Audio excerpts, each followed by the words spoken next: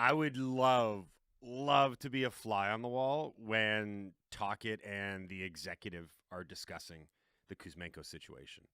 I think it would be a fascinating case study because you got to remember it was Patrick Allvin who signed Kuzmenko to the 2-year, $11 million extension and gave him a modified no movement clause that includes a 12-team no trade list.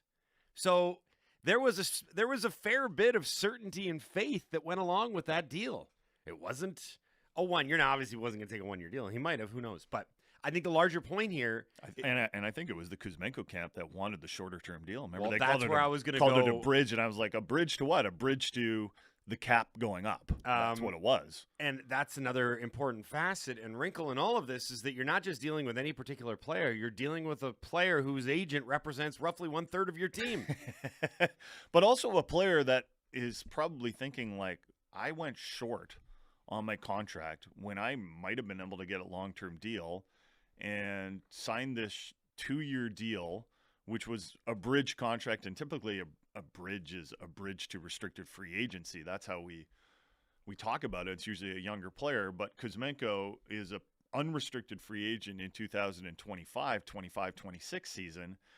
And what he was doing was bridging to out of the flat cap. Yeah. Right? He didn't want to be negotiating his long-term contract in a flat cap environment. But now he's like, oh my God, I've got 4 goals. The season's like a third of the way through. This bridge is going to be it's going to be like that elevator to nowhere or the escalator to nowhere. And like, it's like, but here's the thing. He's probably worried, and I wouldn't blame him if he's worried. He should be worried because I think that Tocchet has all the ammo.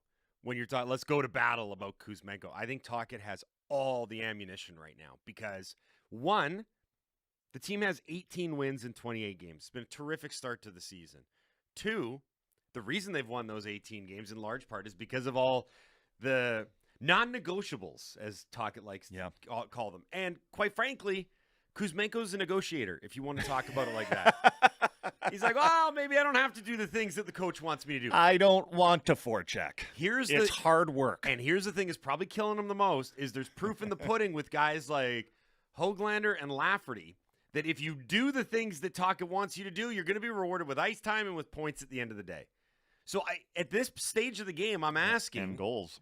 At this stage of the game, you've got to ask, is this going to work out long term?